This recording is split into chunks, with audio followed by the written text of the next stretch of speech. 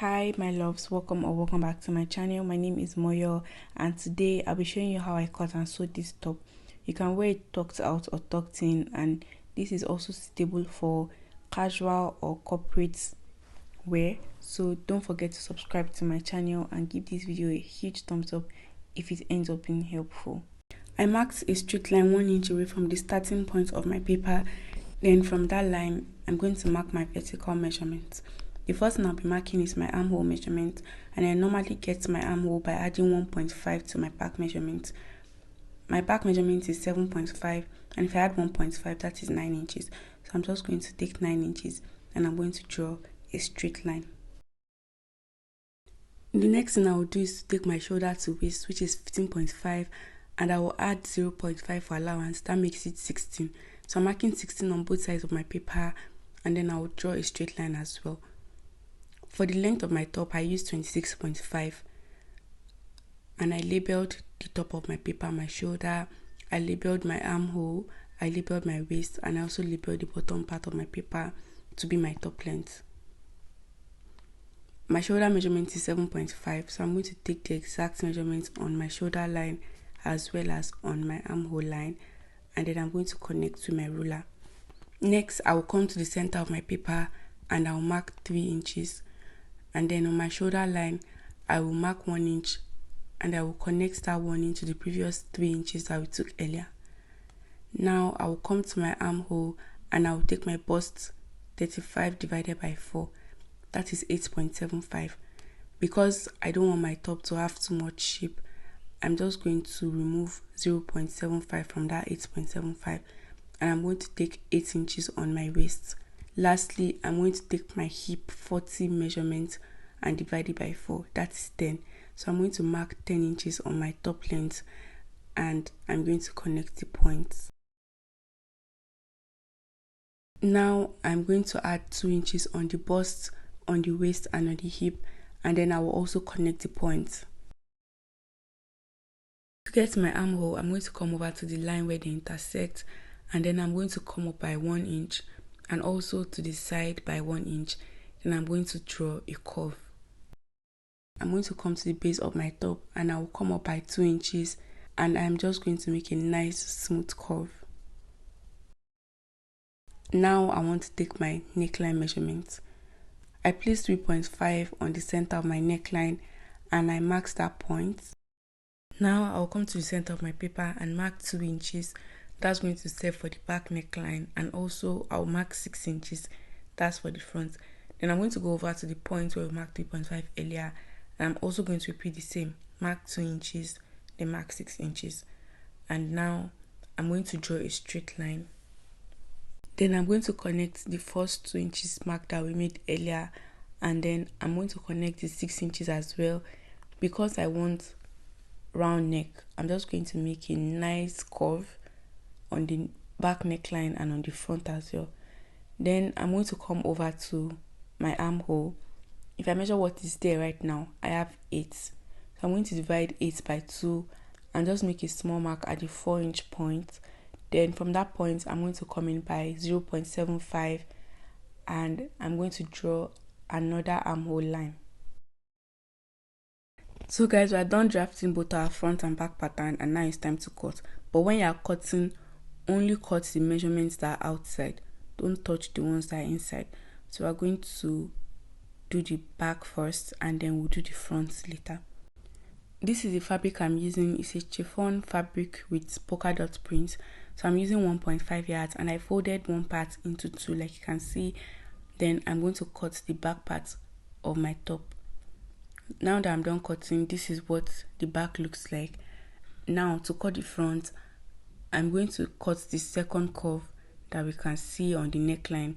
I'm also going to cut out the second curve on my armhole, and also I'm going to fold the fabric into 2, and I'm going to cut out the new shape of our pattern for the front.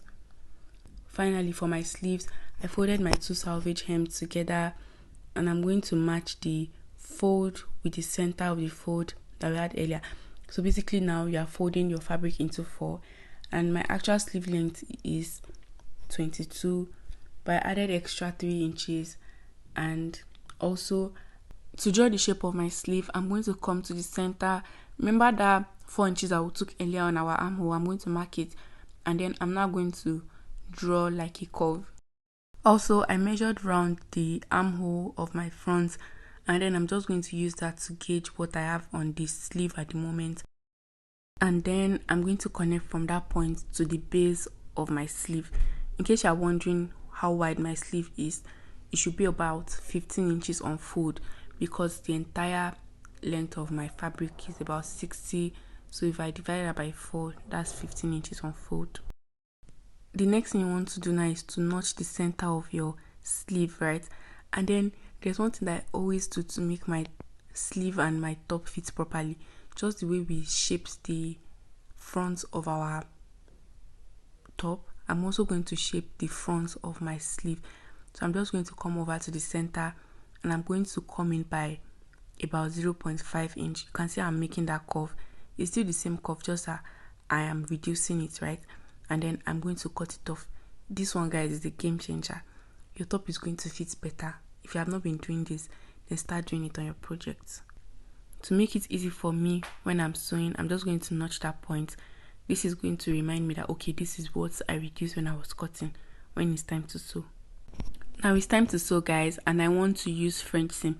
So what I'm going to do is to match the wrong side of the front with the wrong side of the back, and then I'm going to sew. You don't want to sew with plenty allowance, because this is not our final allowance. This is just the first part of our French seam. Once I'm done with that, I'm going to now trim off the excess, because I want the allowance to be really tiny so that it's not show in the front. Then I'm now going to turn this one to the wrong side. Now it's going to be right side facing right side, and then I'm going to sew the second time. Now I'm done with the shoulders, and they look like this. When I turn it to the front, this is what it looks like, and this is what we're looking for. So we're going to place it on our machine, and then I'm going to grab the sleeve. Now remember the first notch that we made on this sleeve, that's the center notch. I'm going to align it with that sewing on our shoulder, and then the second notch is going to be for the front of my top, that's the front sleeve, right? Then I'm going to sew from one side to the end of the sleeve. Once I'm done with that, I'm also going to sew the other side as well.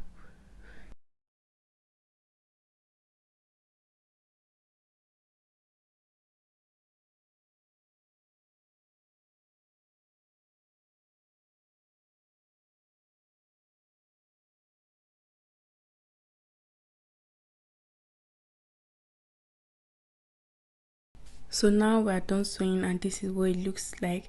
Very beautiful. Now to join the sides of my top, I'm going to match the armhole area, that's the armpit area, Abby.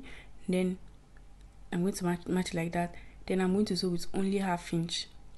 Guys, if you want your top to be free enough, then sew with 1/2 inch. If you sew with more than that, your top is going to be small. So I've just finished joining the body of our top, right? Now to join the sleeve, I'm just going to start sewing from that point that I joined the body area, and there'll be excess, so just ignore the excess.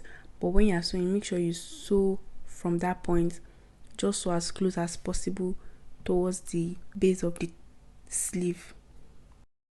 For the excess that is on the sleeve, I'm just going to cut it out. My neckline is bare, and to finish up my neckline, I just opened it up and secured it to my machine foot. Then I'm going to grab a bias binding, and then I'm going to open just one part of it. Then I'll place it on the neckline and just sew on top of the fold that I just opened. So I'm going to go ahead and sew it round.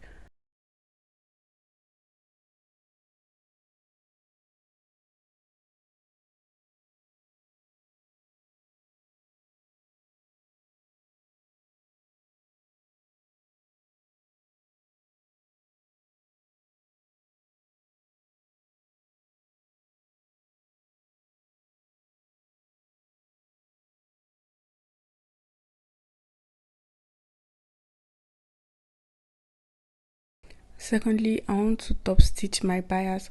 So what I normally do is to push the sewing on the bias I'm just going to place it on the bias, and then I'm going to sew on top of that sewing, on that joining that you have just seen. Once I'm done with that, I'm now going to fold the bias like I'm actually turning the neckline. I'm going to sew it finally, and that is how you're going to get a very neat neckline.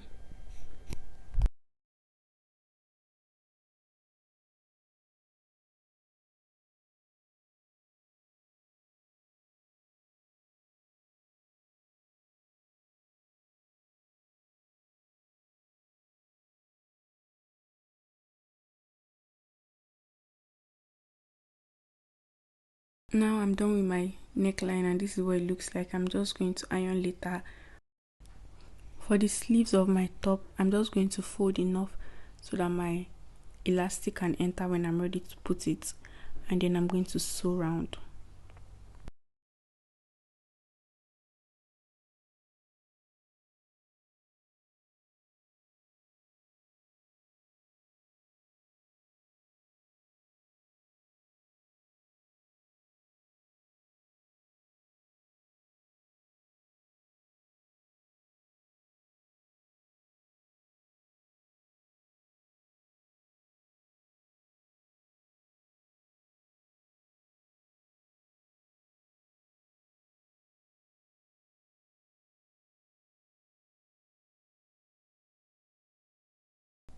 So when you are sewing the sleeve, don't forget to leave about ½ inch so that your elastic can enter, and also sew the way I sewed. It will be easier for you to put your elastic in that direction. Finally guys, we're going to hem our top, and the easiest way to hem your top is the way I'm doing it. If you just keep rolling it, your project is going to run into problem. But if you fold the way I'm folding, then it'll be very easy. Just try it.